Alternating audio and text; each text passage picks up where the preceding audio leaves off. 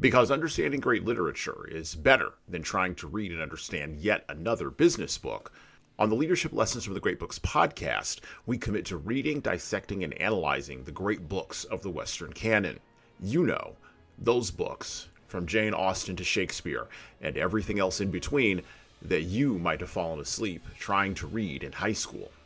We do this for our listeners, the owner, the entrepreneur, the manager, or the civic leader who doesn't have the time to read, dissect, analyze, and leverage insights from literature to execute leadership best practices in the confusing and chaotic postmodern world we all now inhabit. Welcome to the rescuing of Western civilization at the intersection of literature and leadership. Welcome to the Leadership Lessons from the Great Books podcast. Hello, my name is Hasan Sorrells, and this is the Leadership Lessons from the Great Books podcast with my co-host today, Erika Weed. Hello, Erika. Good morning. All right. So we're going to have a little conversation here today, and I'm going to open up a little bit with this thought. This is kind of a continuation from the last episode. If you listened to our last episode about 100 years of solitude, and thus we get to the Dark Triad of leadership traits: psychopathy, narcissism, and Machiavellianism. These three traits, these three elements combine in the form of a leader, Colonel Arcadio Buendia, moving from being a person of intellect in 100 Years of Solitude to being a person of action, but in a way that's hidden even from himself.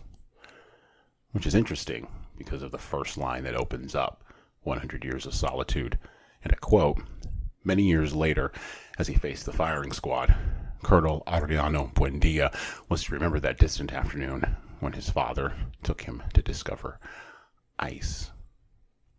Now, I came to 100 Years of Solitude completely by accident from Joan Didion's great self-aware memoir, Slouching Towards Bethlehem, which we'll cover in a future episode of the podcast. Great book. We're going to pair that up with Movable Feast. We're going to talk about self-awareness in the memoir. I fundamentally believe that leaders must be self-aware in order to avoid the Dark Triad that Colonel Buendia exhibited throughout the remaining 2/3 of 100 Years of Solitude, and to avoid taking their people into wars, disputes, conflicts, and disagreements that fundamentally are only going to lead to more endless wars, civil problems, disputes, and strifes. But then I ran across Erika, and then I ran across a guy named Niccolo. And so I want to pull today, and I want to talk with Erika about the seminal, I think, first probably, but seminal book on the Dark Triad of leadership, The Prince. Now, the translation that I have is a little bit different. There's multiple translations floating around, and we'll talk about that. Different translations give you different tastes, different flavors of what Machiavelli was speaking of and what he was talking about. And I'm not going to go into Machiavelli's background. You can get all that from other places. You don't need me for that. Go search the internet. However, Niccolo had a different viewpoint on all of this, and he was probably the first person to lay this out succinctly in the history of the world, that Renaissance fellow that he was.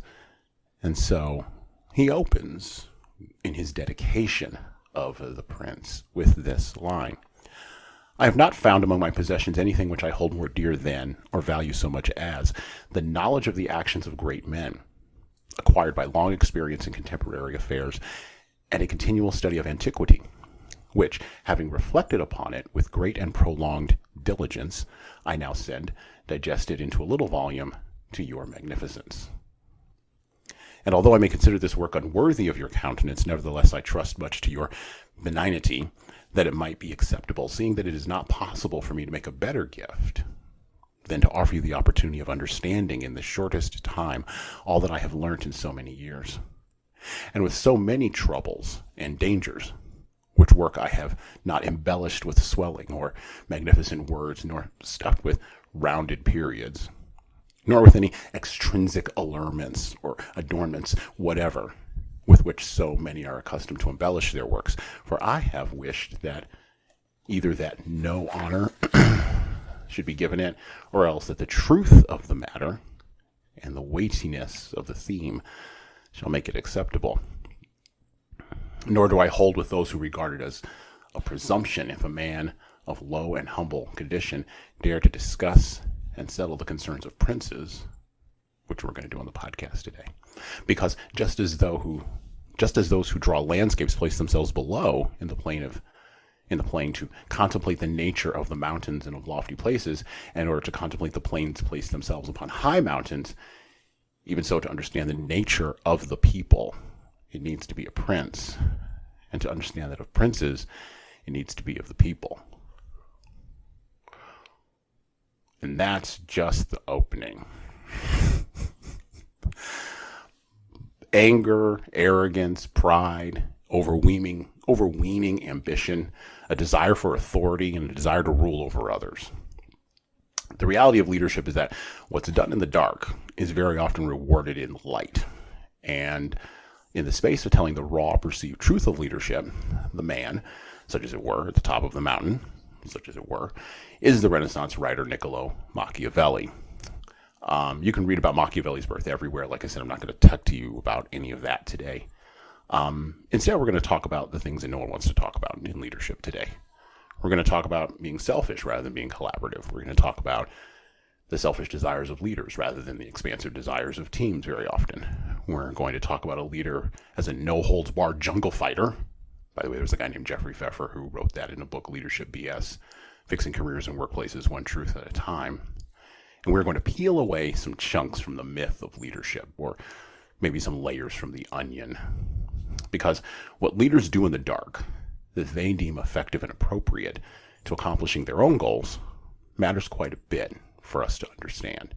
And Machiavelli, often seen as the main advocate of getting dirty, may actually be misunderstood by us, I think. I don't think he was maybe easy to buttonhole or easy to pigeonhole as he's been made to appear. So in order to understand this and put it in its proper context, I would like to welcome the soon-to-be current doctoral candidate, Erika Weed. Erika is a professional executive coach, development consultant. She founded her consulting firm, Ascendry Incorporated, in 2015. So she's an entrepreneur, which is great. She's a doctoral candidate at George Washington University, pursuing a degree in human and organizational development, focused on leader behavior and development. Her LinkedIn profile, which you should go connect with her on LinkedIn, and I'll have all of the links to her profiles, her social stuff, her research, anything else in the show notes below this episode.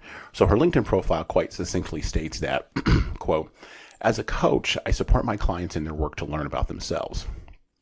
As a facilitator, I support groups as they learn about how to function together. And as a student, I'm working to better understand the truth about leadership, effectiveness, and achieving goals. My goal is to create a more inclusive model of leadership in order to better understand the most effective leadership characteristics in the context of real organizations."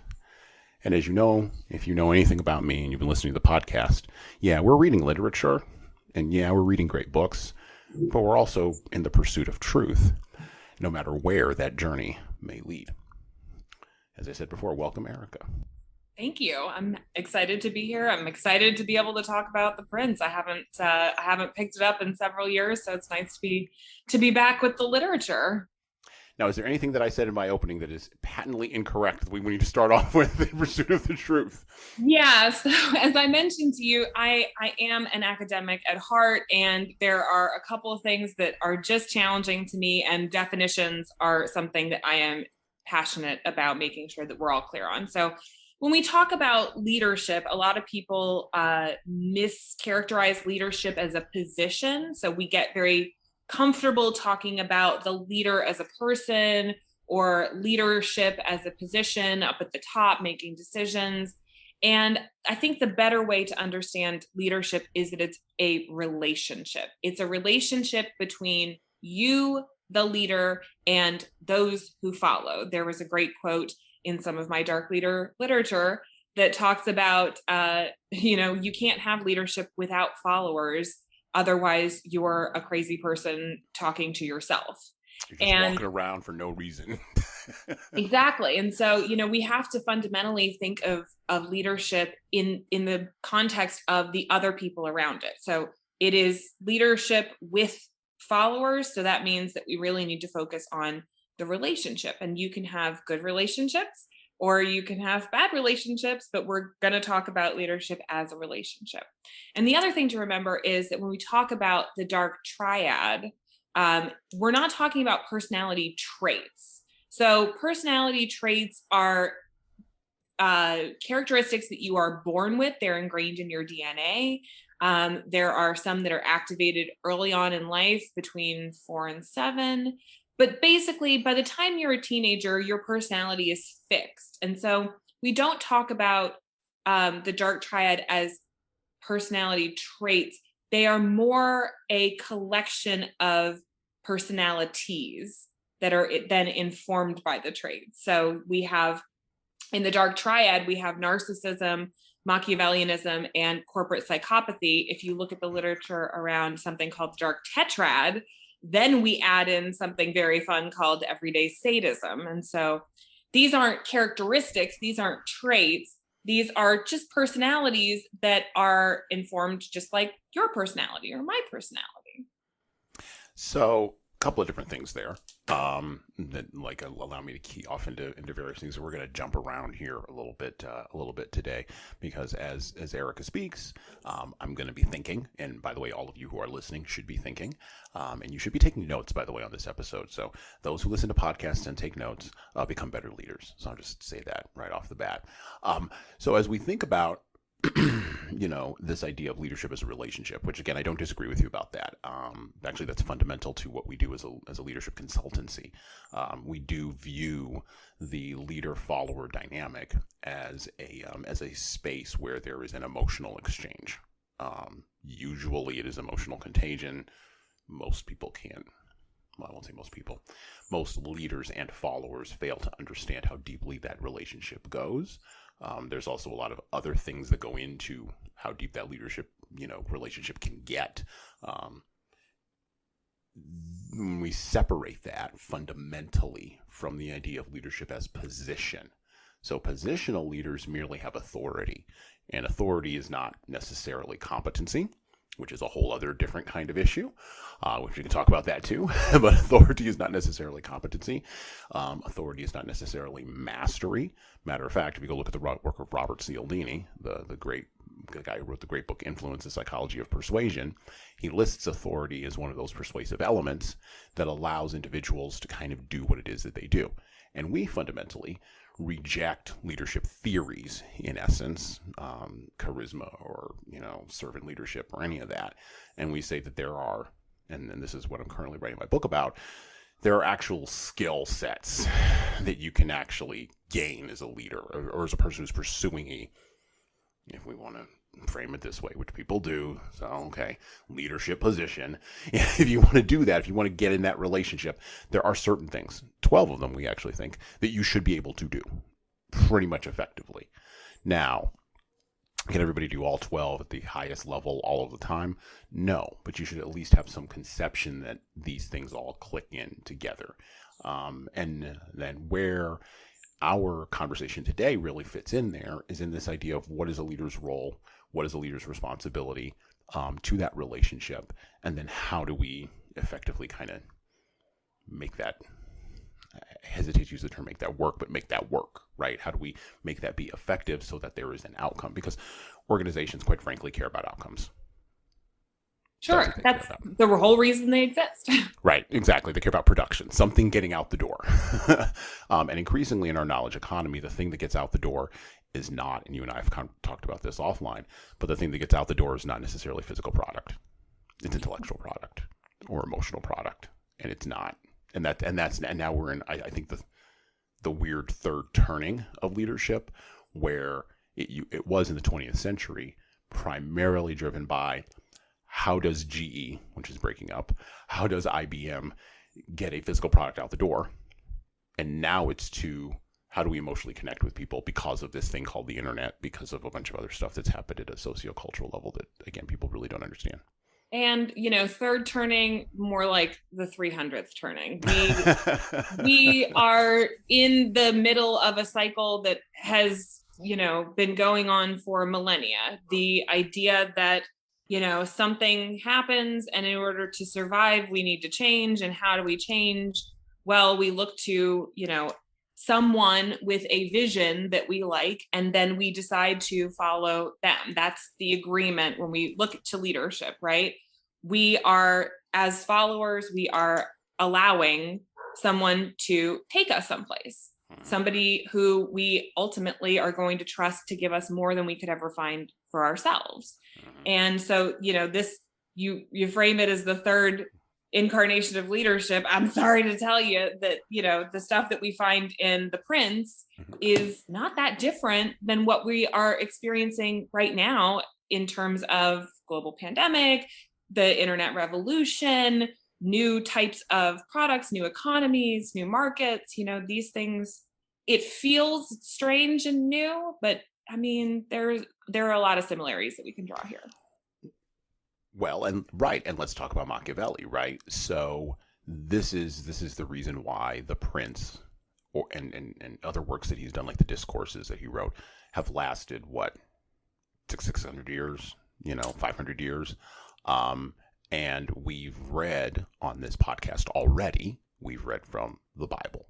We've read from the Iliad, Homer. We've read from Meditations by Marcus Aurelius. So this is a long stretch of books that, quite frankly, I mean, we can argue about the canon all day, but they're there because they speak to certain human truths that are immutable and, to a certain degree, immutable and unchangeable. Potentially. How we respond to those circumstances.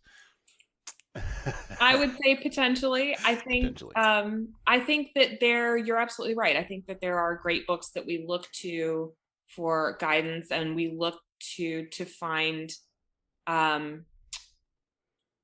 information about how we can be successful as well. I think, one of the things that we can never do, though, is separate those pieces of literature from their context. And I think, if we think about The Prince, yes, it is the granddaddy of leadership books. It's one of the first prescriptive leadership books. So think of it like self-help books. And that makes it an important part of the leadership canon. However, we cannot stop from recognizing the context in which it was published. Niccolo Machiavelli was a failed diplomat. So he had just been fired from his life's work, and he was looking for something to do. So he basically decided to become a consultant and write a book.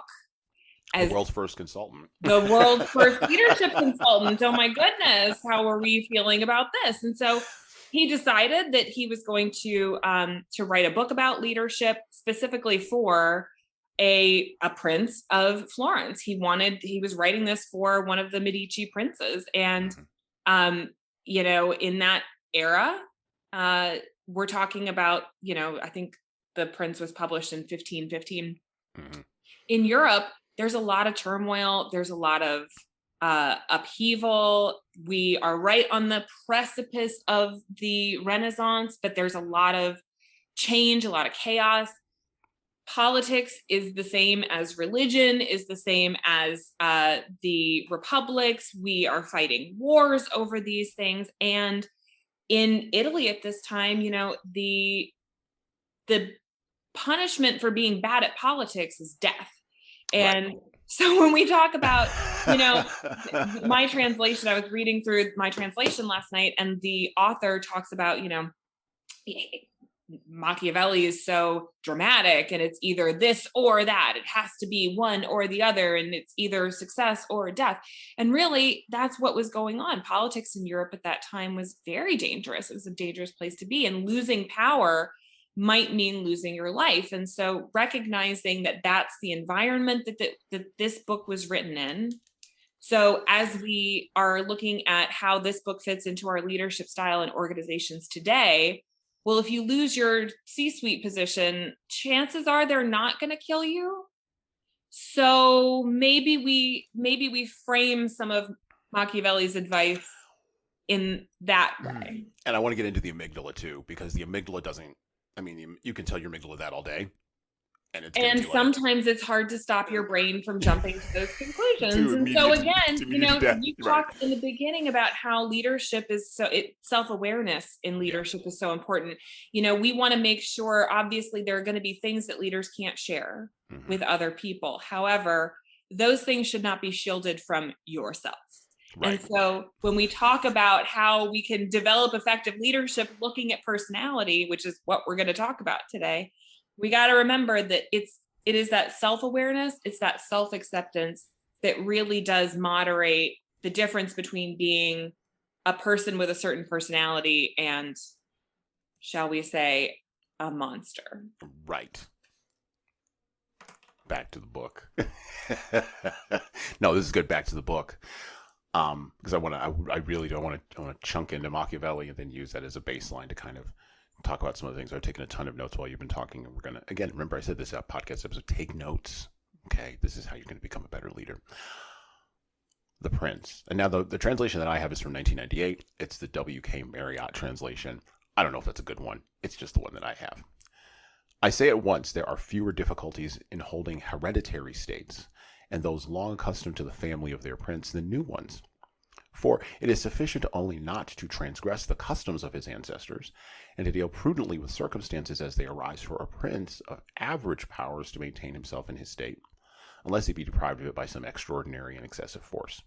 And if he should be so deprived of it, whenever anything sinister happens to the usurper, he will regain it. Hereditary states. Now, you just mentioned, princes, politics, religion, all being tied in together, right? Heredity was also tied into this as well. And we are currently in our culture having a massive flux moment, and this has been coming for a while, around the value of merit in relation to income inequality. Now, we are not an economics podcast, nor are we a sociocultural podcast. I don't want to delve into those worlds that Steven Pinker and Bjorn Lomborg and other folks have delved into. I'm not getting into any of that. I'm just saying we're having this flex moment where we're judging basically our modern day version of heredity, which we define as meritocracy. For a leader at this time in this moment, if I inherit through merit, and I'm putting that in air quotes for a whole variety of reasons, but if I inherit through merit my position and my promotion, am I going to exhibit more of these behaviors, or am I going to be more inclined to do less of that? Was Machiavelli correct? Or am I going to be, more inclined to engage around the worst parts of narcissism, right? The worst, and from the literature, everybody's got a touch of narcissism. Okay. Because that's how you basically live through the world. Because if you didn't, it would just be constant negative emotion all the time. And we're going to talk about the big 5 factors of personality too here, a little bit. We're going to investigate that. But am I more likely to exhibit some type of one of these pieces of behavior, one of these pieces of the collection, as you framed it, of my personality? Or if I flex on merit, am I going to be more humble? Or maybe that's not the opposite. Maybe it's just more self-aware. So I think let's flip that around, because really what you're talking about is outcomes versus behaviors. Okay. Mm-hmm. And this is a conversation that has been going on in leadership forever. Where does effective leadership come from? In Machiavelli's day, what we're talking about, hereditary leadership, well, that's genetic. Mm-hmm. And it used to be that up until, the early 1900s, a lot of leadership theory was based on the idea that some of these things are inherited, that your good personality, you're tall, you got a nice head of hair, it almost always was men. So it's always you're muscular. And these were the characteristics that made for a good leader. Right. Now, obviously, we've shifted to meritocracy, which means you're not born a good leader exactly. Well, we now have to wrestle with some of the complexity of where that good leadership comes from. And I think one of the challenges that Machiavelli had was that he wanted, just for the benefit of the person who was paying for this book, he wanted to be able to say, yes, you inherit good leadership. So your parents are a good leader and therefore you're going to be a good leader. It creates that kind of inherent stability. But what we know is that it's more complex than that. Mm-hmm. We have to consider a lot of different factors. And if you look at the literature of leadership, it is currently trying to mull through something called complexity leadership, which is where we find all the different things, all the different pieces of the recipe that go into this perfect type of leadership. And spoiler alert, we haven't found them all. It's so ever changing. And so when you ask, who's going to engage, basically, if you ask who's going to engage in some of these more toxic leadership traits, I think it has less to do about how you got there and more to do with how well you know who you are once you get there. Now it has less to do with how you got there. Let me push a little bit on that.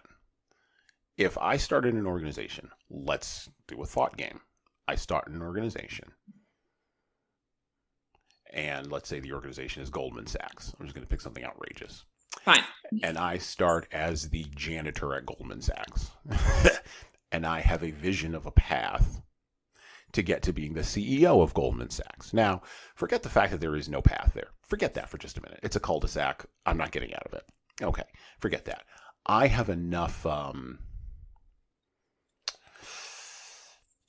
self-confidence. Let's frame it that way. Overweening self-confidence, narcissism, to believe that there is a path that I can go up. That I can go up that hill. A piece. I can go up that hill, right? Okay, so I'm setting myself up. I'm doing things that would be in the Michael J. Fox movie Secret of My Success, right? I'm running around, I'm changing clothes. I've got the the Day Bow Bow song going in the background on my iPod. It's all set up, right? And somehow through the machinations, and if you haven't seen Secret of My Success or you don't know the Day Bow Bow song, it's called Oh Yeah, actually go download it on Spotify. Anyway, I've got all the dynamics set up, right? And I'm making light of this because this is how actually things work. Like in a small and medium-sized business, you will have people who will, and by the way, the IRS and the Bureau of Labor Statistics defines a small and medium-sized business as a business that has anywhere between 2 to I think it's like 1,000 employees. Like that's their range. Like it's ridiculous. And in America, 60% of people still work for small to medium-sized business organizations. They're not working for major corporations. They're not working for Goldman Sachs. But let's say through everything, I'm working for Goldman Sachs. I started as a janitor. I work my way up. I'm a CEO. I came from somewhere. I didn't come from nowhere. And so I've learned things inside of that structure. Have I learned that these dark personality traits work? Is that what I've learned on my rise up the hierarchy? Or have I learned something else? Does where you come from, does it? I think it does matter. I think it does matter where you come from because and then this gets into women and minority leaders, which I'm going to get into in just a second. But if I'm a white male working my way up from janitor to like CEO, does that matter? Does that context matter for how I exhibit these behaviors? No. And I'll tell you why. Okay.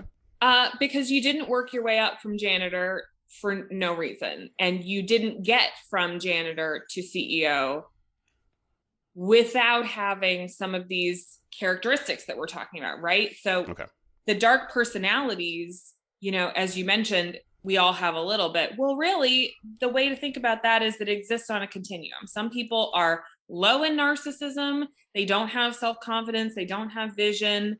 They tend to be fine where they're at. They're not ambitious. Some people are high in narcissism without it being a disorder. And so we have to think about subclinical, non-disorder personalities as existing on a continuum. Now, what we find is people who are higher in the characteristics of these dark personalities like narcissism, like Machiavellianism, like corporate psychopathy, tend, oddly, to rise to positions of power more easily.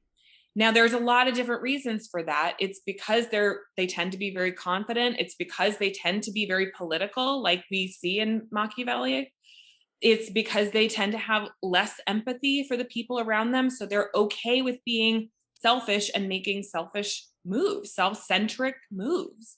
And these are characteristics that a lot of small corporations, large companies, multinational organizations really appreciate and value, because they feel like those characteristics are the predictors of success in those positions of power. I didn't say secret of my success for no reason. I didn't mention that movie for no reason. And so really, it's not that your personality doesn't change over your life. I'm sorry to tell you. If you're high in these characteristics when you're working in the mailroom, you definitely are going to be high in these characteristics when you're in the C-suite. But what we want to see is the behaviors being intentionally selected. We don't want to see people with challenging personalities behaving in whatever way they feel like, because then that becomes toxic. So the goal really, the idea of going from the janitor's closet to the C-suite, it does not change your personality. What it does is it gives you way more freedom to behave in the ways that you feel are appropriate, and the way that you feel it's appropriate to behave may not actually be effective. Right. Okay. Now, the sub-question underneath there, women and minority leaders, because we do have a fair number of them who listen to the podcast. Yeah.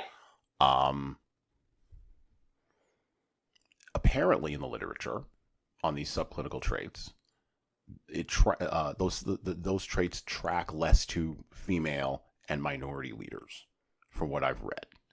Now, why is that? So there's a couple of different things to think about, right? Number one, a lot of these leadership characteristics were just developed on the skeletal frame of older white men. Okay.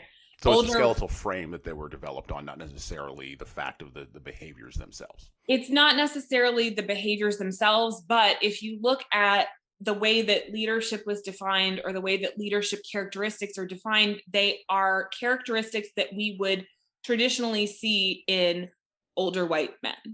All right. And there's a reason for that. It's because that's where the leadership was 50 years ago. There were not women or minorities in positions of power, especially in this country, but in other places as well.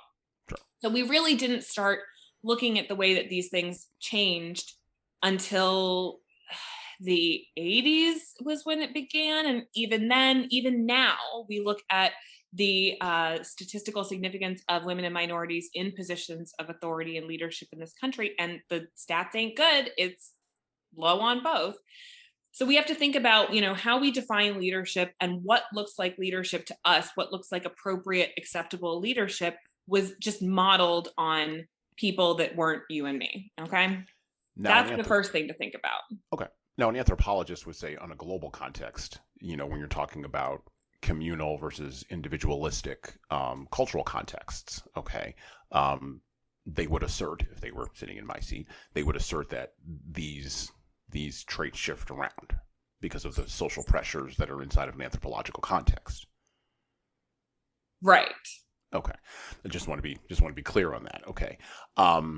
So keep going. I didn't want to interrupt your point. So that was the first piece is, the structure that we've looked at has been a narrow structure, but our structure is broadening, and we'll be broader over the course of 100 years, which is why I say we're in a third turning, because that cultural context is broadening. That's what the internet has done for us. But so it's just the structure, but what's the other piece of it? So the other piece of it is how you behave. We talk about personality like it's the be all and end all. And personality is just a list of your preferences for how you like to do things. That's all your personality is. Personality, and this is what I tell my clients all the time, personality is not performance. Okay. If you look at me when I first wake up in the morning, and then you look at me in front of a group of 300 while I'm working, those are two completely different people. Right. And the reason for that is because I can moderate my personality preferences and go and work in front of a large group of people. I'm an ambivert, by the way. So sure. Big groups of people are very tiring for me, and I can go and work and do my job and stand and speak and answer questions, but I have to moderate my behavior because it's kind of off of my personality. And so when we talk about personality, like personalities like narcissism or Machiavellianism, well, those are a set of preferences that you have, but that doesn't mean that you have to behave in that way. And it's the same for effective leadership. There are plenty of people in organizations who behave in a certain way because they know that it's effective, even though their personality would have them do something different. Right. And so when we look at leadership effectiveness, when we look at the way that people behave, we have to separate that behavior from personality because it's just not the same thing. And so you might have an incredibly narcissistic leader who is the best leader you've ever known. Inspirational, tells you where to go, gets you there, keeps their promises, listens to you. It's just not their natural state of being. Right. And so I want to make sure that when we talk about leadership, we can talk about leadership through the lens of personality. We can talk about leadership through the lens of characteristics, but really the performance is a different thing. So I want to talk about leadership and self-deception, and I want to talk about leadership and self-actualization, because I just had a thought there when you talked about the separation of, kind of, not really separation, but the framing, right, of leadership, which goes back to your initial point about framing leadership in a particular context, right? One of the questions that we always get from our clients is, well, I'm this way at home, but I'm this way at work. Is that a problem? I'm like, no, like you have different contexts. It's fine.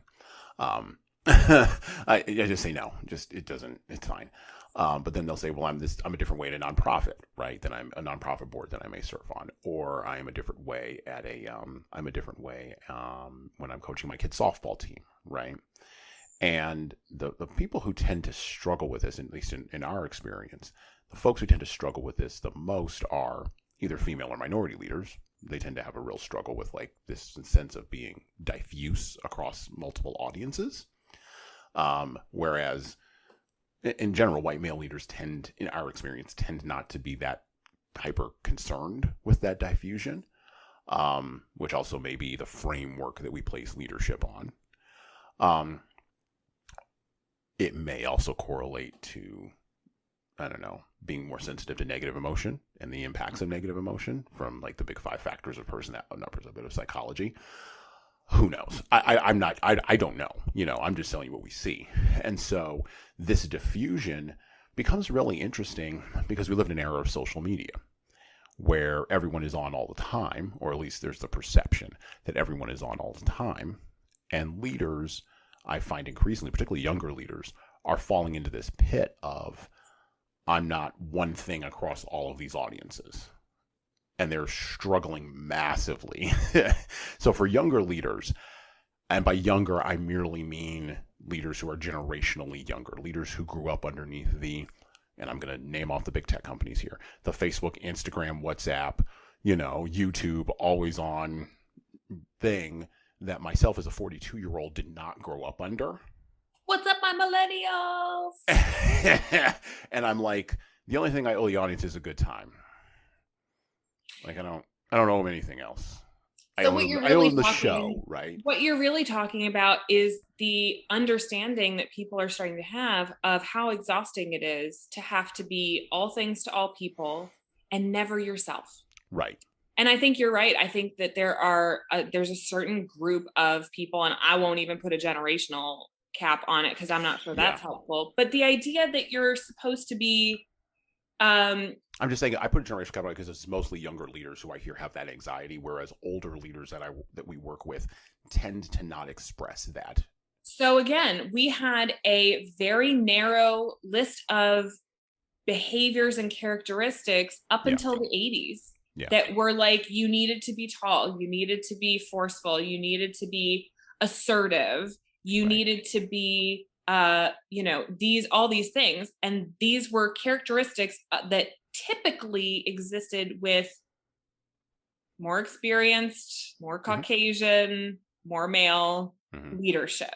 Right. And what happened is that we got pretty used to seeing people like that in positions of power.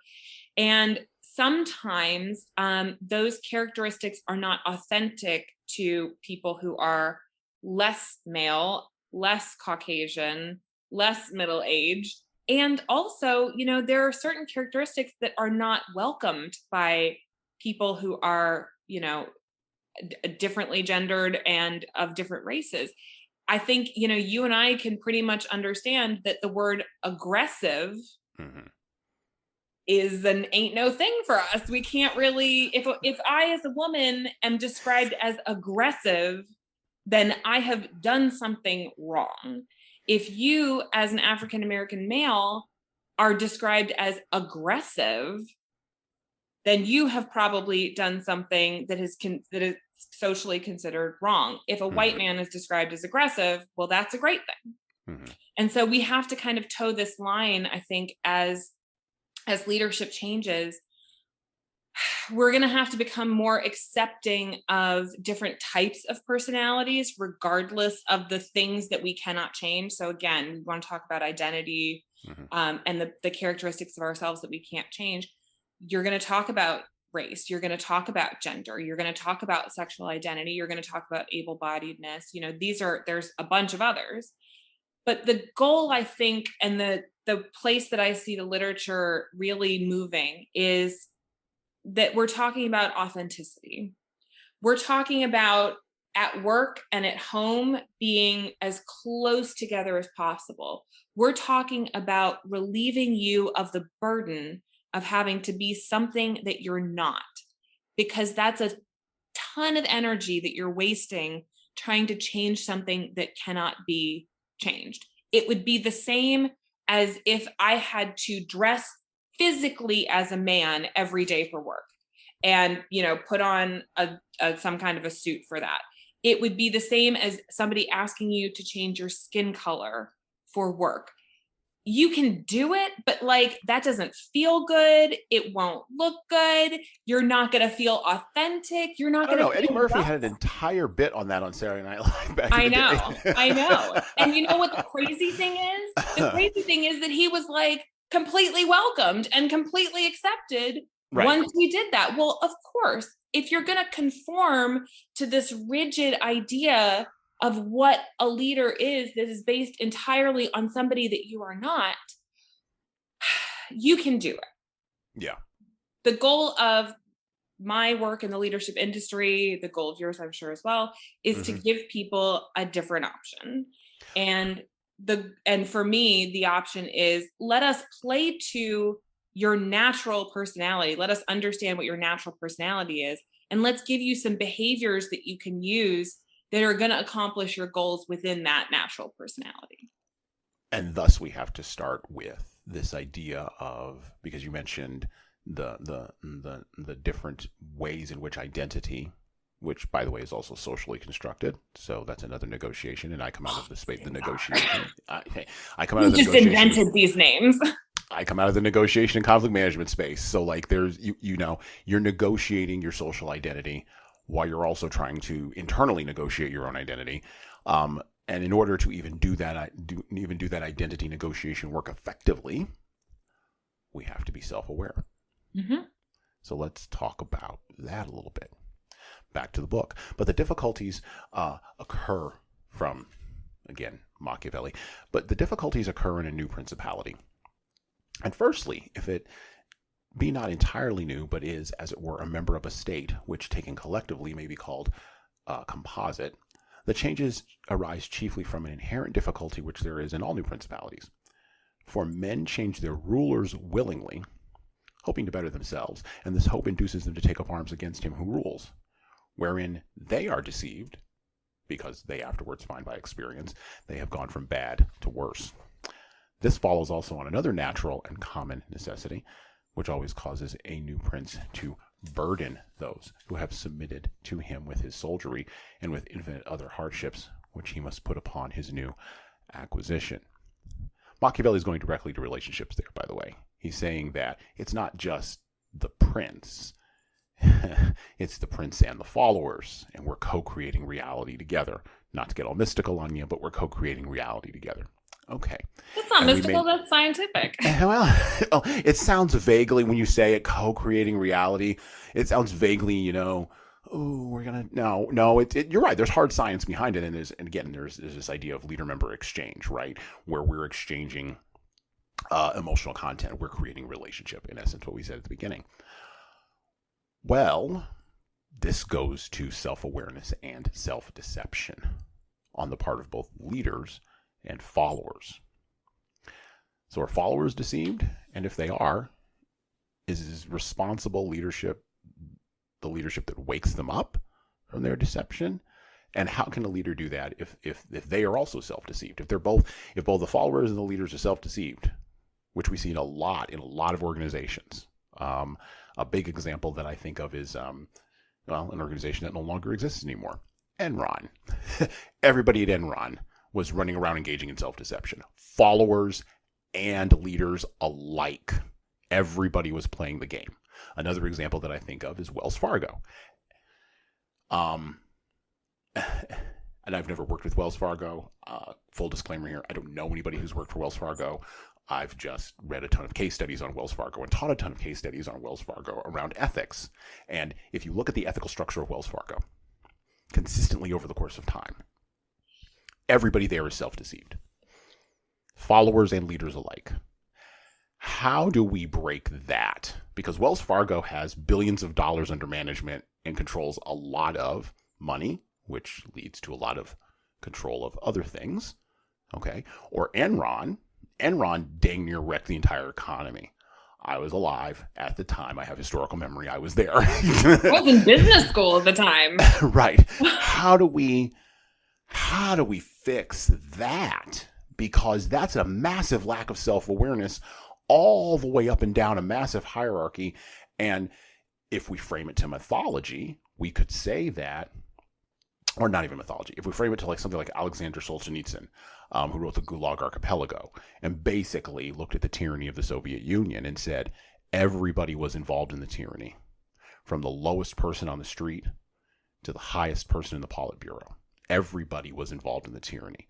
Or if you look at under communism, the East German secret police, the Stasi, claimed that they had literally 50% of the population informing on the other 50% of the population. Yeah. And everybody was participating in the tyranny. Now, we can see it in a state, and we can say that's not correct.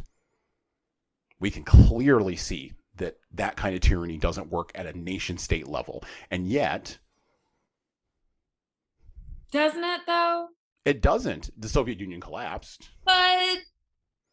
I mean, it took it 70 years for everybody to break up. You've heard the phrase, the system works exactly as it's supposed to. The system works if you're at the top, and the people in the top of the system get hurt last. Oh, no. The system works in general. So here's what And by the way, Solzhenitsyn would push back. He would say, I wrote the Gulag Archipelago. That's its proof that the system doesn't work, that it ossifies and it collapses. So here's the thing, is that it works until it doesn't work. And okay. So what we're talking about here, so there's got to be a fundamental. So let's start at the beginning, right? Yeah, let's start with fundamentals. Yeah. Let's start with the fundamentals of truth, right? Yep. So we're all searching, you as a professional, me as a student, there are philosophers out there through the ages who are all searching for truth with a capital T, right? Yep. Religion's got it. Organizational cultures found it. We're working on creating a philosophy around ourselves that is just truth with a capital T. I personally don't believe in truth with a capital T. I come from the attitude that there's too many things that are subjective. There are too many things that I have to make assumptions about in order to get to what I believe is the truth. And there's too many variables, and I'm just never going to get there. So really, if we're talking about the truth of the nature of leadership, I think that you and really deception, which is what you're saying, that deception is withholding that truth from people, whether it is a leader withholding the truth from their followers or followers withholding the truth from themselves, being self-deceived. The nature of truth to me is that you're just never going to get to the there. And so stop looking for objective truth and start recognizing the subjective truths. The subjective truths that you're referring to are the things that make it psychologically possible for us to exist. The idea of self-deception is that if we actually knew the truth, our heads would explode. We wouldn't be able to psychologically cope. The amount of complexity and the lack of control in the world that we live in is just crazy. And if we knew everything that was going on, we would just go insane. So start from that place and recognize that self-deception can serve a purpose in that way as kind of psychological protection. And so here's the part where the leader comes in. Well, the leader has control over a lot of information, and they can create as much protection for their people as they want. And here's where we get into difficulty, because how much protection are you providing your followers versus are you withholding things that they really need?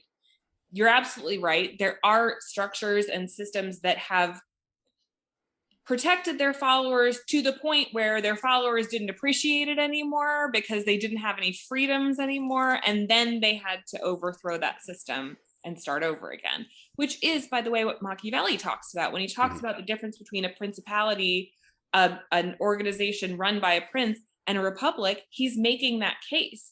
We sacrifice freedom, we sacrifice our individual freedoms for that safety and stability.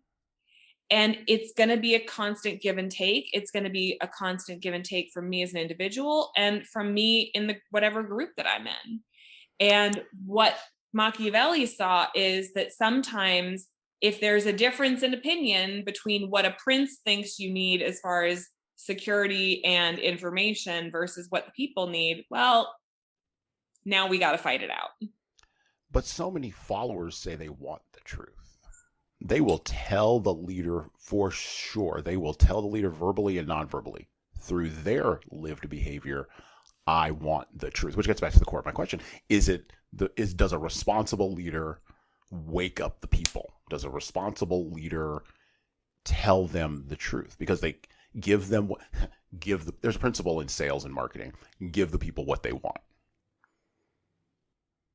And I would say you can take it from, you could probably take it even further. And I would say it's maybe not the responsible leader, but the smart leader does wake people up because they realize that the potential that they're looking for comes from an awoken followership. It comes from a followership that feels empowered in their own power and their own freedom. It comes from a followership that feels trusting towards the leadership. It comes from the characteristics that you create when you allow people to be exactly who they are and do what they want to do within the confines of the goals that you have for the organization. Now that requires some emphasis on feedback, because that requires you to break the feedback loop, right? So if the feedback loop is overwhelmingly positive over behaviors that are negative, and you are the leader who is now tasked with the unenviable task, and sometimes we will have leaders that will come to us and they will say, hey son, I've been given this team. It's a dysfunctional, toxic mess. And I was hired to fix this dysfunctional, toxic mess. And these people can't handle the truth. And quite frankly, hey son, I live in a world where I have to eat and pay my rent. And if I wake these people up, I will not be here very much longer. I will not be here to make money so that I can pay my rent. And I've got little kids, and they'll give us the entire like spectrum of things that are like Lilliputians holding the Gulliver of leadership that is inside of them down. And The thing we tell them is incrementalism. You can't wake people up. I'm thinking of the Matrix here now. Again, movie references. You can't wake people up all at once. You can't, because the shock is too much. I understand you just want to rip the Band-Aid off. I'm impatient. I get it. Like, I'm naturally impatient. I just want to rip the Band-Aid off and be done, But I'm also a bit of a direct communicator. So that also gets me into trouble. Don't do what I would do. Instead, be an incrementalist, right? Gradually wake people up. Now, the dark side of being an incrementalist is you're pushing on the system as a leader, trying to wake people up. And the system is pushing on you, trying to keep you asleep, trying to keep you conforming and complying and all these kinds of things. So there's a balance here. And, well, not even a balance. There's a tension. It's not a balance, it's a tension. There's a tension here. And without self-awareness, without knowledge of who you are and how far you can go, at the very minimum, and what you will tolerate and what you won't, I don't see leaders as having success. Or am I incorrect? Hello. So I'm going to do some shilling here, and hopefully this will be a pause in our riveting conversation for you. I have an offer for you. My most recent book is 12 Rules for Leaders, the Foundation of Intentional Leadership. It's available in paperback, hardcover, or as an ebook on Amazon, Barnes & Noble, Kobo, and any other place you order books. Now, in this book, I address the 12 leadership areas that I have found leaders need to be the most intentional in to be the type of leader followers actually want to follow. From establishing a foundation of leading teams through managing conflict effectively, all the way through leading teams through change, knowing what to do and why to do it can help readers, like the ones listening to this show, become better leaders. Look, reading this book and living it is like getting coaching from me directly without having to pay my full coaching rate. Head on over to leadershiptoolbox.us. That's leadershiptoolbox.us, and scroll down the homepage and click on the Buy Now button to purchase in hardcover, paperback, and Kindle format on Amazon 12 Rules for Leaders, the foundation for intentional leadership. And that's it for me. Now back to the show.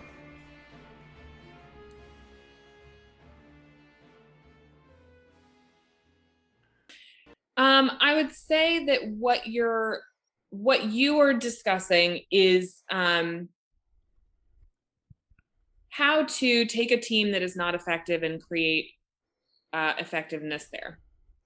Well, it's even more about, it's even more than being effective. It's how do we take a team that is focused on things that you framed it as subjective truths, right? That may be hardened into objective facts for them. How do we chip away at that? Because that's what's creating the dysfunctional behavior, and that's what's creating the toxicity, and it's just a cycle that's just not breaking. And by the way, I'm the leader who's been brought in to break it. So congratulations, welcome to my lucky day. If you've been brought in to break it, then break it. Here's the thing that I will say, and this is what I'm hearing from this example, is you have a leader who says, oh, well, I'm going to change some stuff, and change causes disruption, and this team would not handle disruption well. So I got to figure out a way of doing this that's not going to disrupt them. Mm-hmm. Right? At a deeper level, what I hear that kind of a leader saying is, I don't trust my team to have the right reaction to the truth. Mm-hmm. So I'm going to change the truth so that I get the right reaction. Now, can you tell me a word for that? Yeah, that's lying. It's lying / manipulation. And by the way, it's manipulation that is 100% supported by this lovely book right there. The problem with that is that what you're doing is you're basically taking one toxic situation and you're replacing it with another toxic situation. And that's never going to help you. Right. What you need to do is to create an opportunity where you can, you're right, break the cycle, not just the feedback cycle. You're going to break every cycle. Yeah. You're going to break the communication cycle. You're going to break the production cycle. You're going to break the social cycles. You're going to break everything down. and rebuild it again. And you're 100% right. There's going to be a ton of disruption there. And it is your job as the leader to be the person who says, now hang on. I know this is scary. I know it's uncomfortable. I know it's change, but you got to trust me here because I know where we're going.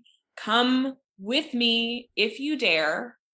And there will be some people who go, not for me. I'm going to go to another team. I'm going to leave the organization. I'm going to fall off the planet, whatever their decision.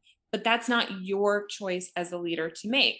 Because again, your job is to try and present as objective a truth as you can possibly find.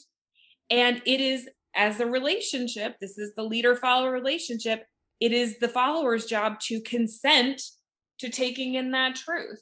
If you're lying at any level, if your followers aren't giving you the truth, or if you're not giving your followers the truth, we're just creating a different toxic situation. And this is the challenge inside of the leadership development field, because the people who are paying, our leadership consultancies checks, and the people who are paying Erika's leadership consultancies checks don't want their organizations broken.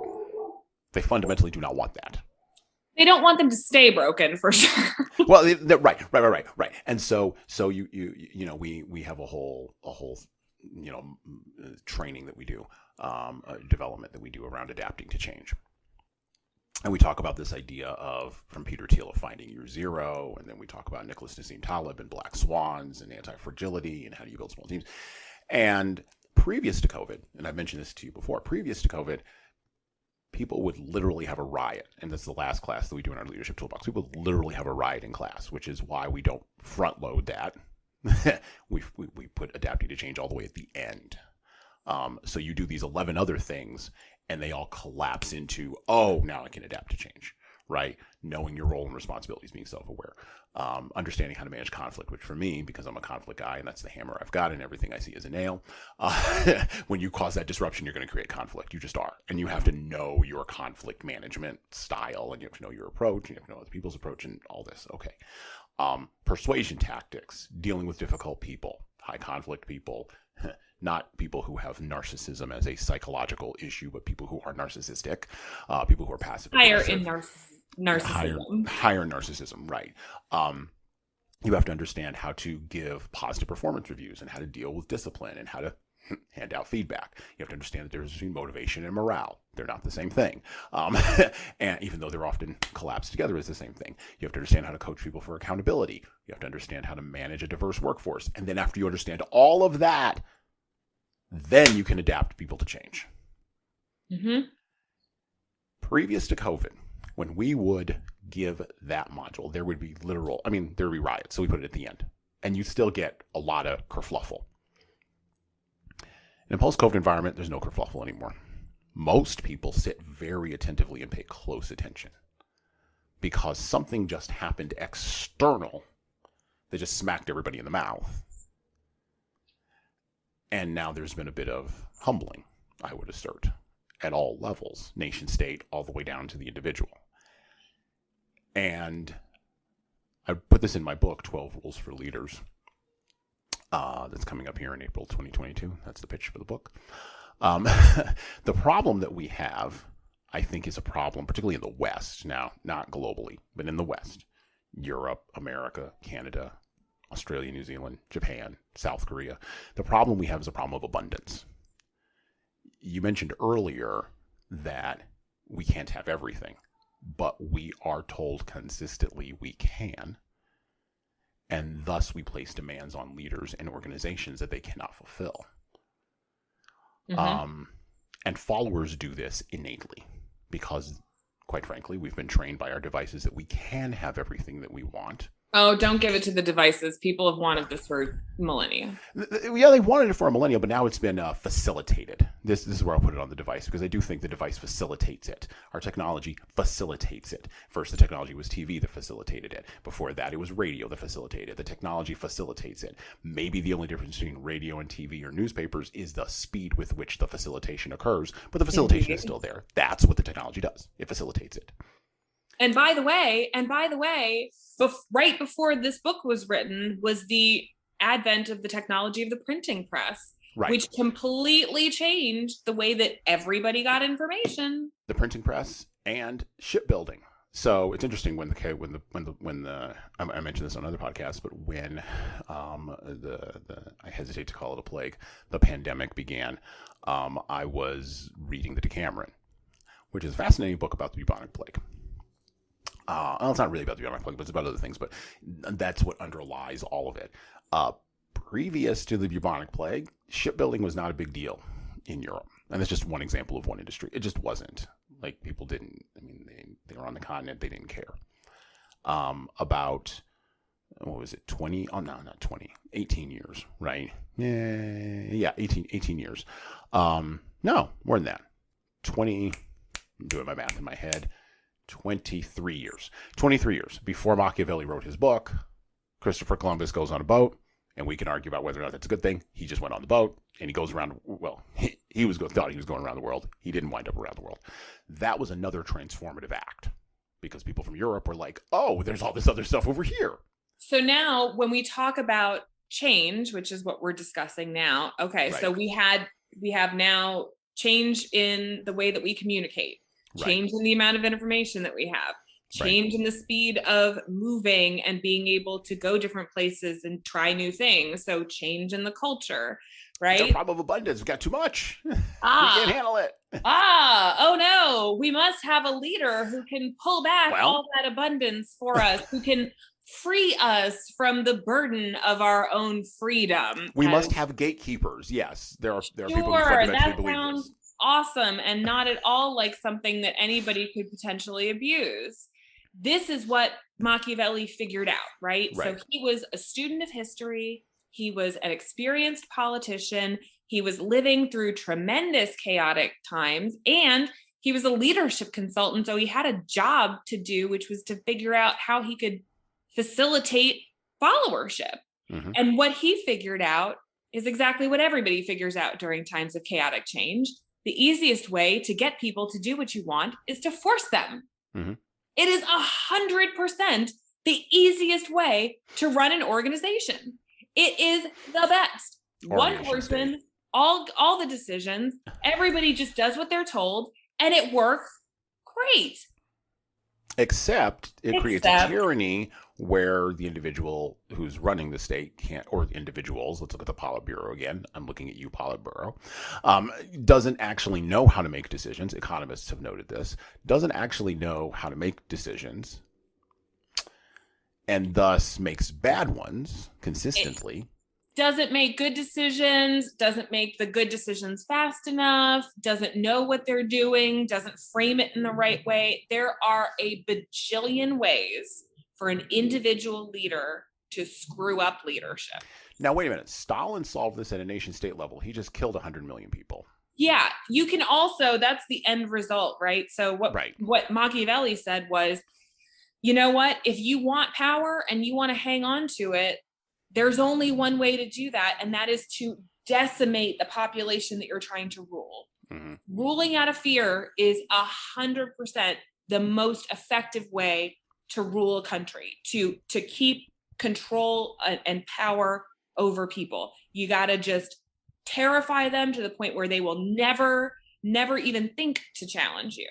And he's 100% right. That is the easiest way, the most effective way to keep power, except for the fact that keeping power is different than being an effective leader.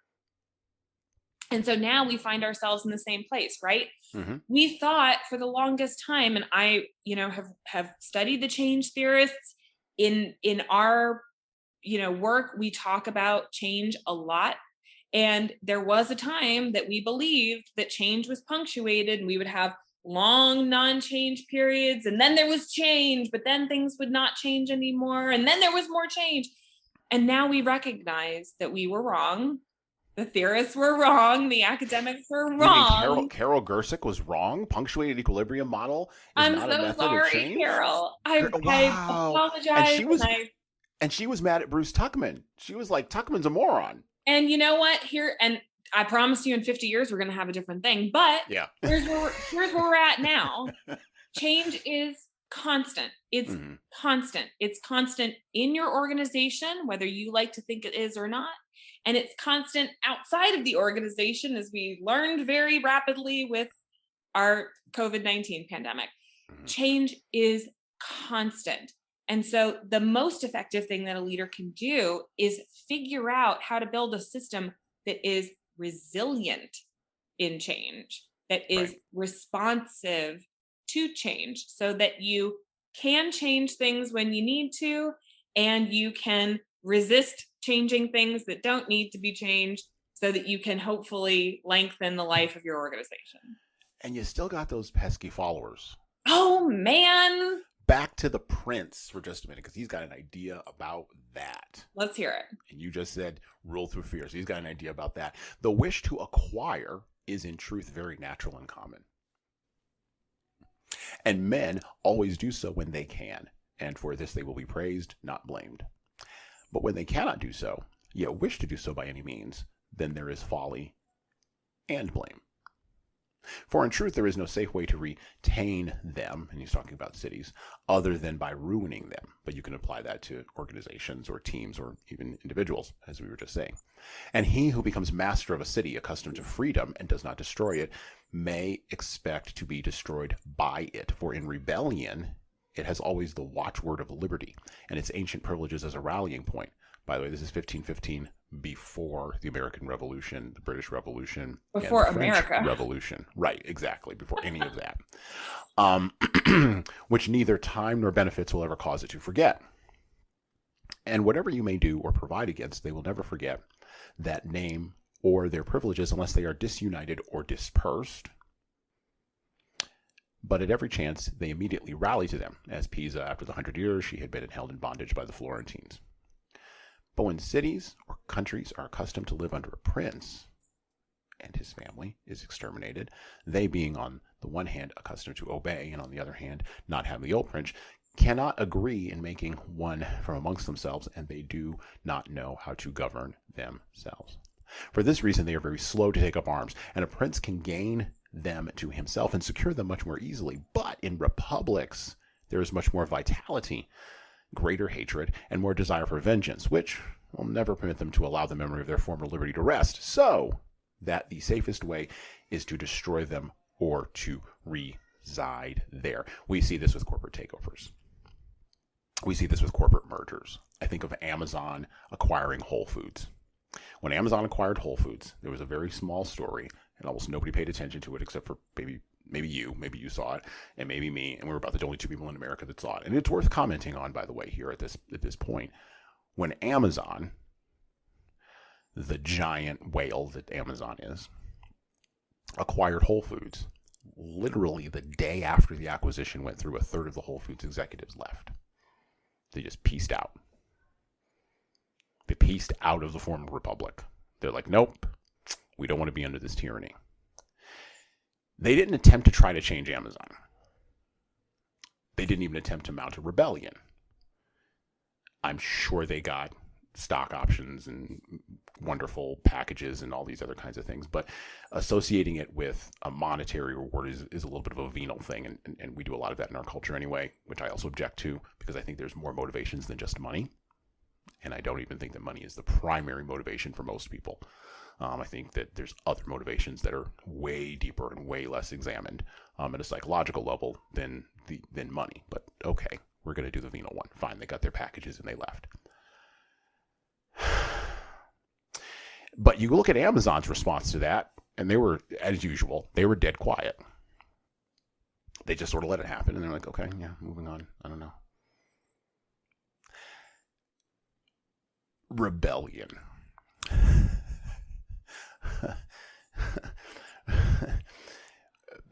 If a leader doesn't know his own people or her own people, we're not gender specific here, doesn't know his or her own people, there's gonna be people. Rebellion.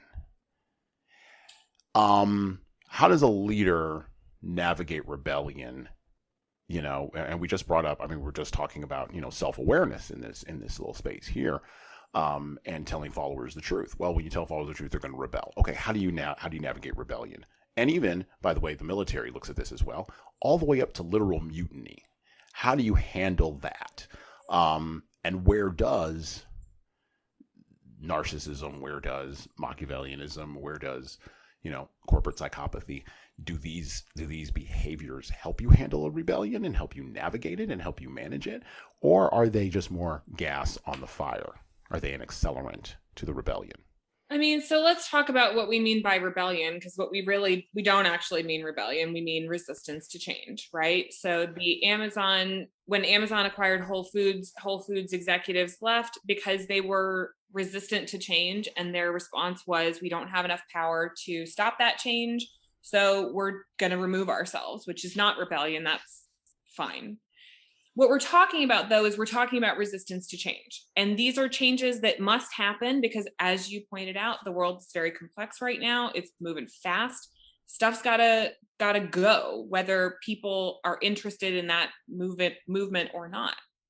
And so what I talk to my clients about is the 10-80-10 rule. All right. Mm-hmm. And this is going to be useful for any leader who is trying to manage and lead and run an organization in a time of chaotic change where stuff just has to happen.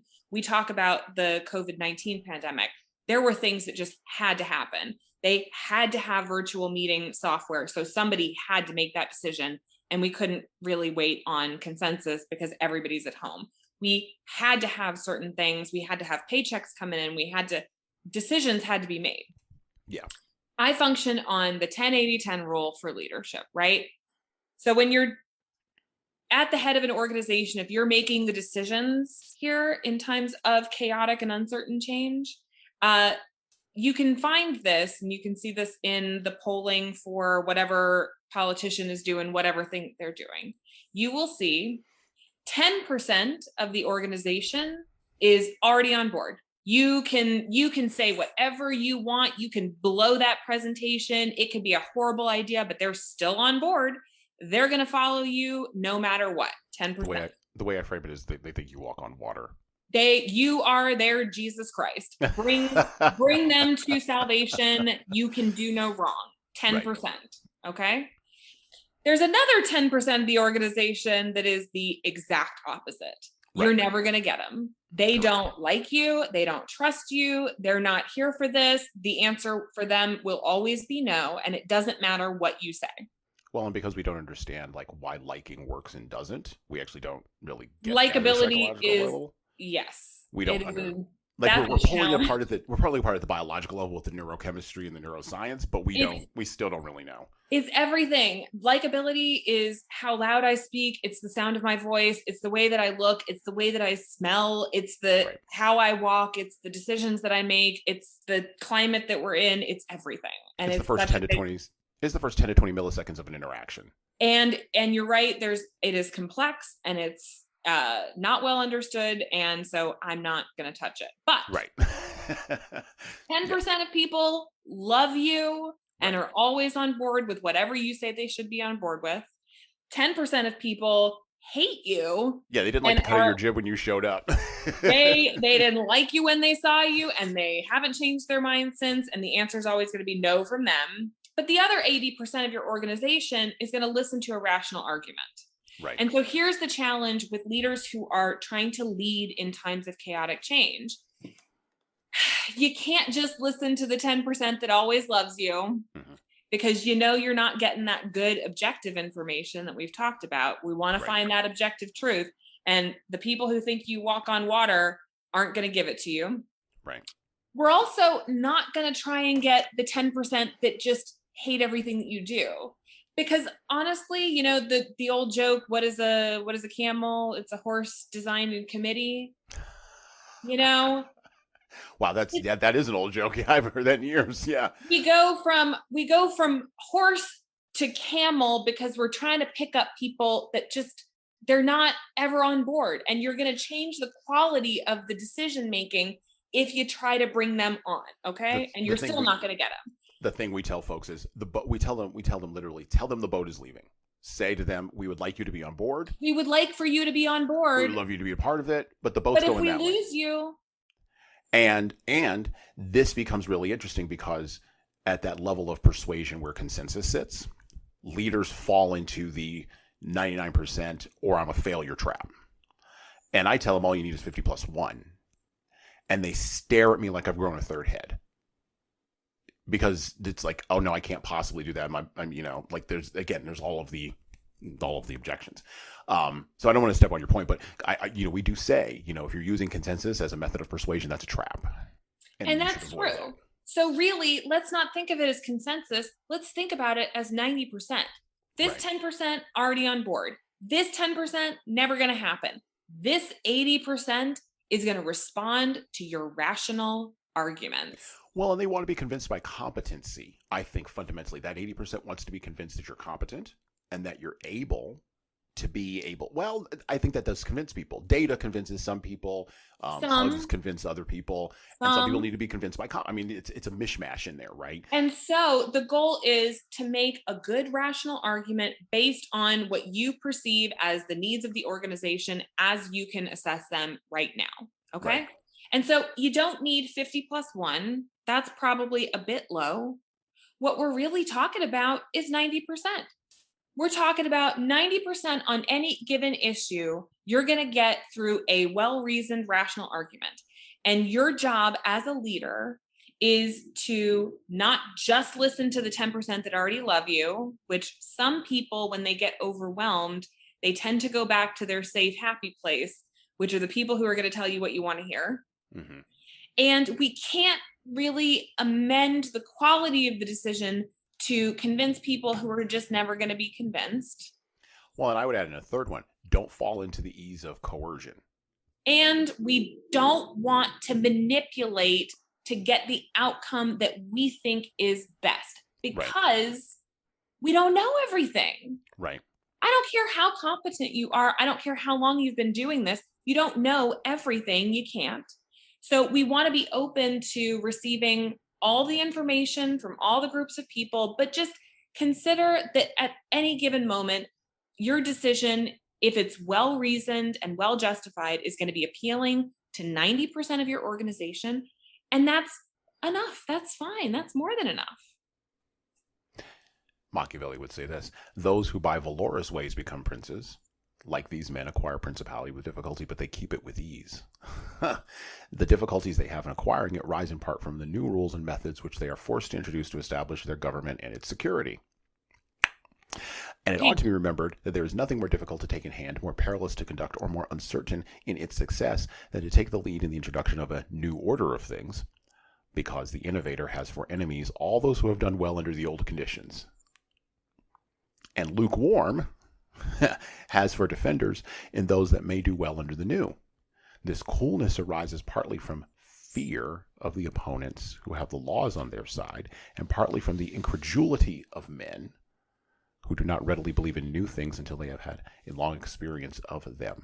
Thus, it happens that whenever those who are hostile have the opportunity to attack, they do it, like partisans, whilst the others defending lukewarmly, in such wise that the prince is endangered along with them.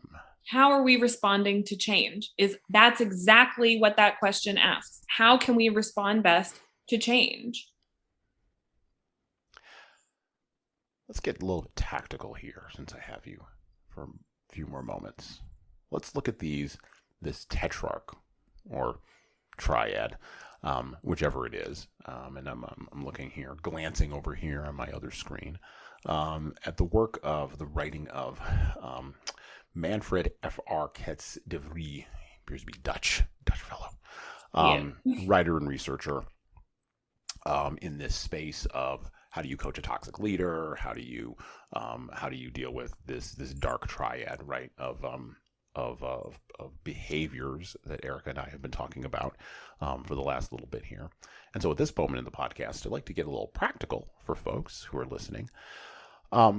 And I'm going to ask you, I'm just going to go through each one.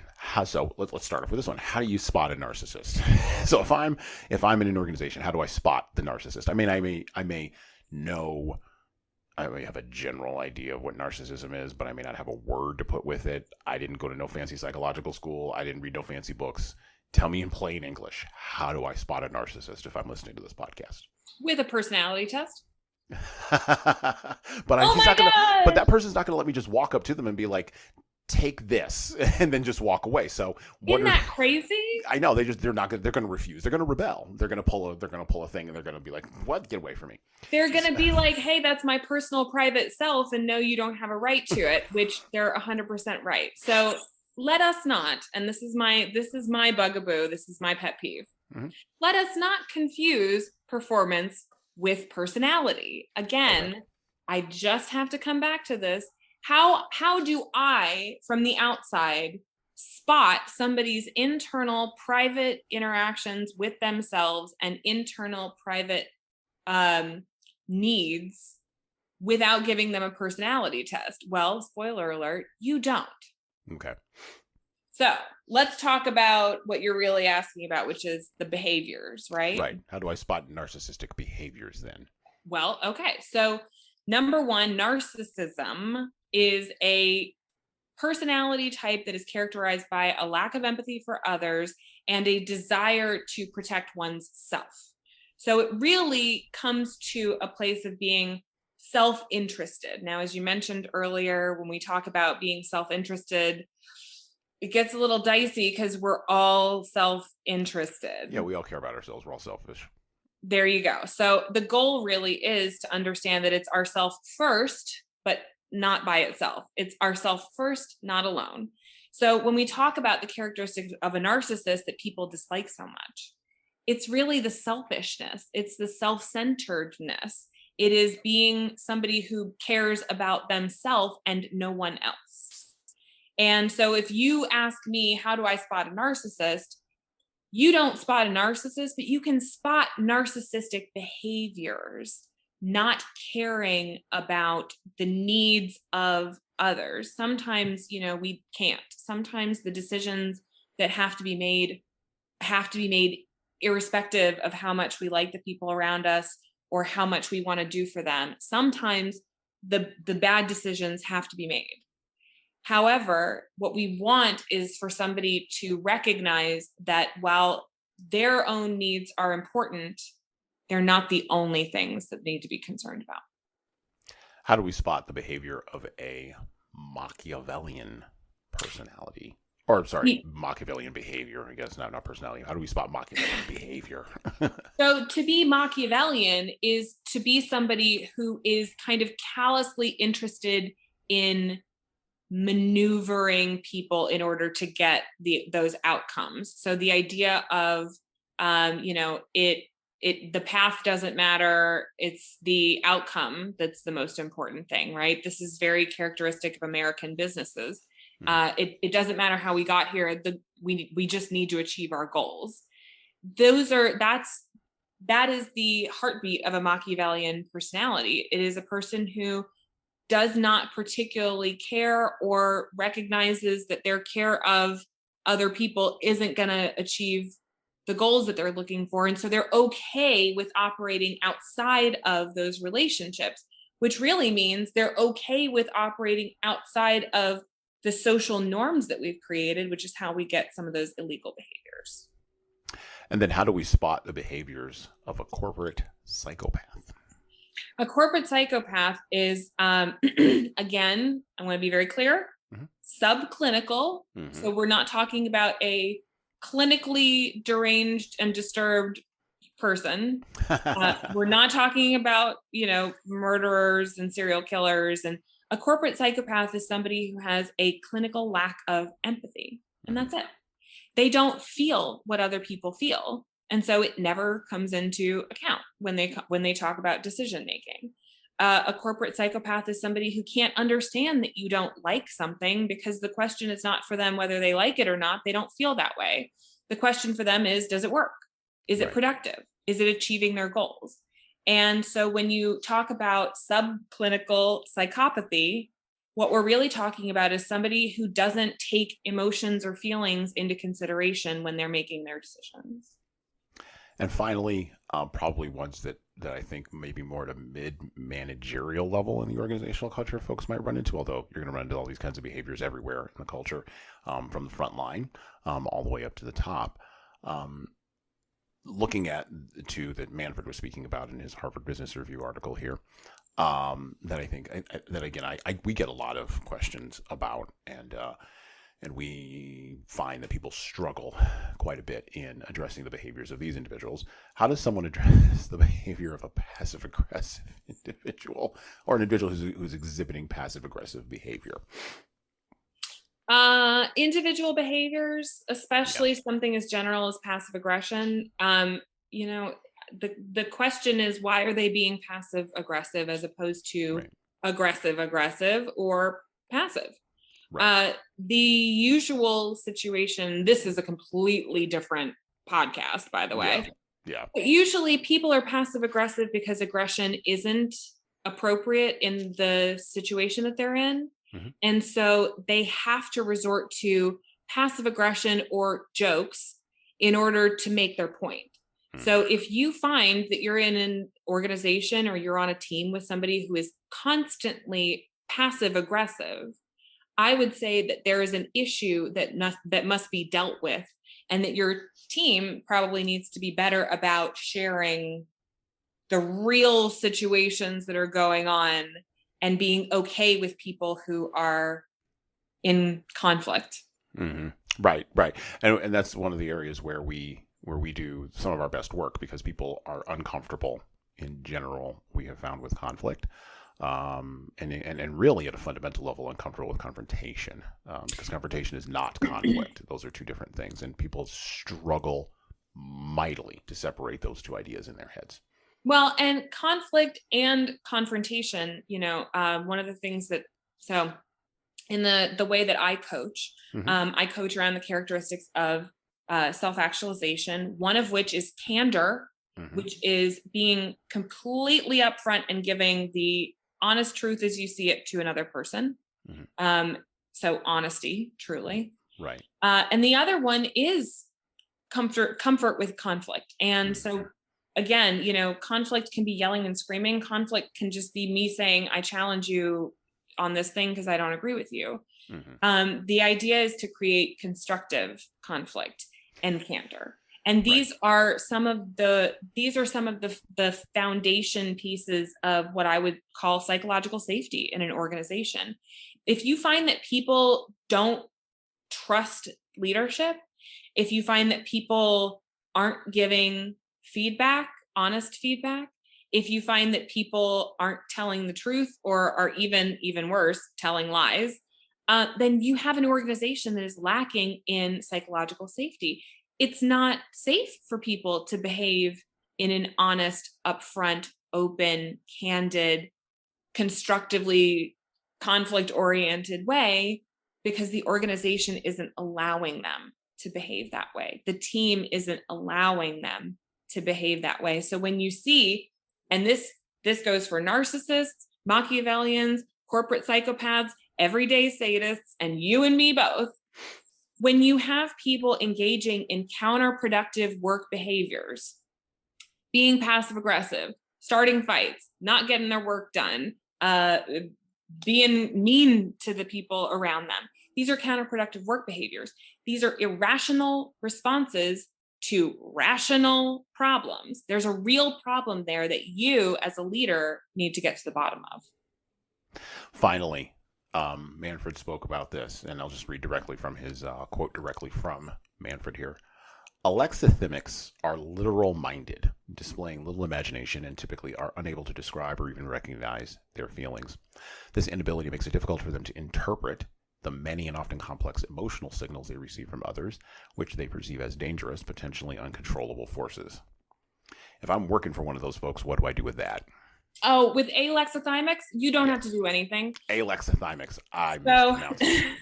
So by the way, that's Greek for no word for emotions, just in case you're listening. Go ahead. Which is not the same as a corporate psychopath. So here's the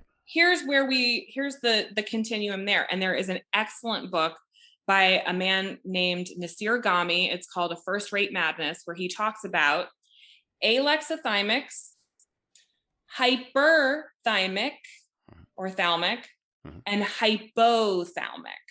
Okay. Now, when we talk about this, what we're really talking about is the ability to perceive emotion and to process emotion. People who are hypothymic are naturally depressive. All right. And one of the examples that Nasir Ghami gave in his book was Martin Luther King Jr. was a hypothalamic, a little bit on the depressive side, suffered from bouts of depression, historically had challenges with dealing with complex emotions that he was having. I mean, naturally just on the depressive side. When we look on the other side of that, we have hyperthalamics who are just naturally up. And the example of a hyperthalamic from the same generation was JFK Jr. Naturally up, like to be out, like to be extroverted, like to know the ladies, just had a little extra energy, just needed a lot of external stimulation. Needed a place to put that. The example of an alexithymic is somebody who they just kind of, you could call it a balanced personality, but really I would say it's a lack of personality. And the example of somebody who is alexithymic would be a person like George W. Bush, or another example from the book was Tony Blair. These are people who are perfectly fine. There's nothing psychologically wrong with them. They're just not that interesting. They are not really on the depressive side. They're not really on the kind of manic side. They just sort of are, and that's fine, and that's sturdy, and that's stable, but it's not very interesting. And more importantly, it's not very inspiring.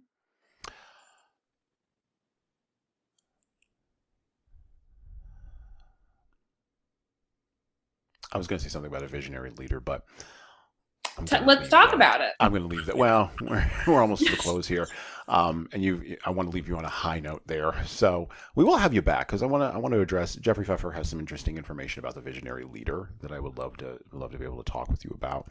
I am convinced that a leader should have vision, should have a direction or an idea of where to go, and that vision should be clear. So you talk about coaching from a space of candor. I would add, and we've talked about this before, but I would add clarity and courage as two other C's on there. The clarity inside of your own head to actually know what it is you want to say candidly, and then the courage to actually say it. And if you can link the three of those together, we call it the 3 C's methodology. That's what we do over here. And in my coaching, we do link those 3 together with 6 other attributes of self-actualization for leadership performance. Awesome. So now I want to have you back on because I want to talk about that idea of visionary versus vision, which are 2 different things. And sometimes how leaders drink their own Kool-Aid too much. They drink their own visionary. Then we can talk about narcissism. And we can talk about narcissism. We can talk about narcissism more in depth. Which is what I really like to talk about. Well, let me close here. So, how do we stay on the path if we are following a leader who may be exhibiting some behaviors? How do we stay on the path if we are leaders who are watching other leaders? And this very often happens in organizations and cultures. We are leading one team one way and another team in the organization is being led a completely and totally different way. And we seem to have no influence with that other leader, even though we may be peers. How do we stay on the path? I'm a big fan of mythology. We didn't talk about that on this podcast, but I'm a big fan of mythology because I think that myths instantiate emotions for people in a way that they can understand, which is why fables and stories and storytelling isn't going to go anywhere. I appreciate people who object to it and want to use raw data, qualitative and quantitative, want social science research, and we've talked a lot about that today. And you do you do need that. But there are people who will not be convinced by data. They will be convinced by mythology, and they will be convinced by stories. And there's a evolutionary reason, talk about hard science, why this stuff actually works. So to stay on the path, I want you to think about this as we close today. The mythology of the hero has 2 variants, which we talked about today, the light and the dark. This is most accurately presented to the modern and postmodern mind via the mythology, which I'm a personal fan of comic books and movies. I'm a huge fan of comic books, if you know anything about me. Most notably, the 2 different sides of this, Batman and Superman. Now, I'm going to make this very broad. Trust me, there's little tiny things that are different about all of them, but maybe you don't care about Superman beyond the movie, or maybe you really like Christopher Nolan's Batman. Superman is the force of light, representing truth, justice, the American way. Batman is the force of the dark, though, representing vengeance, the night, and, interestingly enough, sheepdogs who guard the sheep. Leaders are convinced existentially, philosophically, and practically that leadership is all light. And those who are convinced of this, they really do need a gut check. It's not all Superman. Leadership isn't all collaboration and good times and engaged followers who are going to care about you all the time. We've talked about some of this today. But at the same time, leaders who are convinced existentially, philosophically, and practically that leadership is all dark also need a gut check. Leadership isn't all Pache Jeffrey Pfeffer, who we've talked about again today, and I will have him on the podcast eventually. I want to talk with him about leadership BS. But Pache, his point, it isn't all vicious survival in a jungle full of threats. Leaders need to understand and leverage both the light and the dark to pull the culture of themselves, their teams, and their organizations out of the chaos in which many find themselves trapped. Leaders, whether they know it or not, are tasked with doing this thing, and quite frankly, I think now more than ever doing it better. But what happens when the dark gets twisted around? Or what happens when the dark gets to be too dark? What happens when the dark forgets its way back to the light? Modern rationality and science are starting to pull apart the intersections between narcissism, corporate psychopathy, and Machiavellianism in order to develop new theories to explain old constructs. Matter of fact, I would assert ancient constructs. So would Aristotle. There you go. This pursuit of a new species of understanding is worthwhile, practicable, and actually applicable to your regular lived life as a leader. This new understanding of old human behavior will lead to hopefully new constructs of leadership that can be revivified generation after generation in what Clark Kent, journalist for the Daily Planet, would call, quote unquote, the never-ending battle against the forces of evil, the principalities and powers, and the rulers of the darkness who prefer to stay in the dark, right, of this world. And as the dark gets more devious, and leaders are going to have to watch out for this, as the dark gets more devious, seeking to hide next to the light, because the light always has a shadow, particularly when it's cast on something, leadership culture will need constant revivification. It will need constant renewal. Leaders are increasingly being pressured to make decisions about who they're going to be and how they're going to lead, how they're going to be a hero, how they're going to build a myth out of the yawning leadership vacuums that we are experiencing in the 21st century. Fundamentally, I believe, even after I said all that staying on the path, the only path, is the one that cuts both through the light and the dark and cuts through the center of every individual leader's heart. So that's all I've got. Erika, do you have anything you'd like to promote today? Any places you would like the podcast listeners to go? I will say that everyone listening is welcome to visit www.ascendry.com, which is my website. I talk a lot about the need to understand self before we can engage in any kind of relationship, including a leadership relationship with followers. We talk a lot about the light and the dark and how they exist together. And I talk a lot about how systems sometimes support things that people don't. You know, we talked a little bit today about the system working exactly as it was designed to.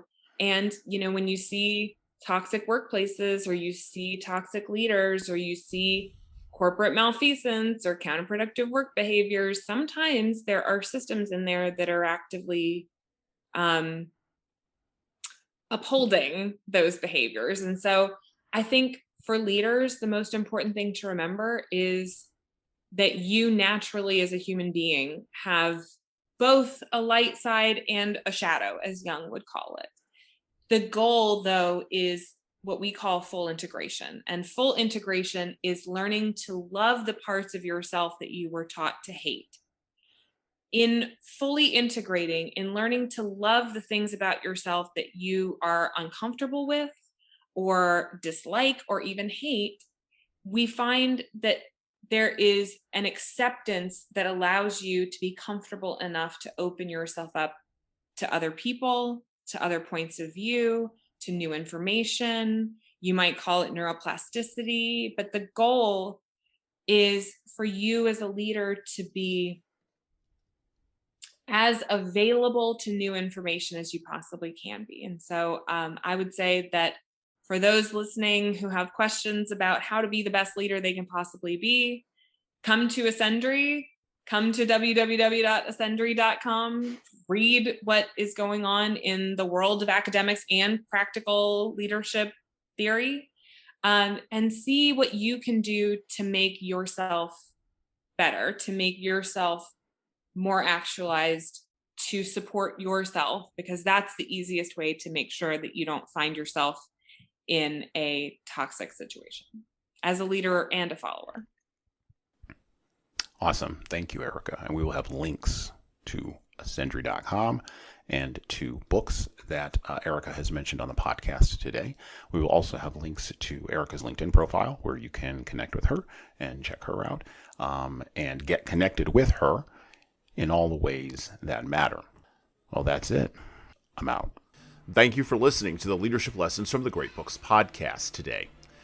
And now that you've made it this far, you should subscribe to the audio version of this show on all the major podcast players, including Apple iTunes, Spotify, YouTube Music, and everywhere else where podcasts are available. There's also a video version of our podcast on our YouTube channel. Like and subscribe to the video version of this podcast on the Leadership Toolbox channel on YouTube. Just search for Leadership Toolbox and hit the subscribe button there on YouTube. And while you're doing that, leave a 5-star review if you like what we're doing here on Apple, Spotify, and YouTube. Just go below the player and hit 5 stars. We need those reviews to grow, and it's the easiest way to help grow this show. And tell all your friends, of course, in leadership. By the way, if you don't like what we're doing here, well, you can always listen to another leadership show. There are several other good ones out there. At least that's what I've heard. All right. Well, that's it for me.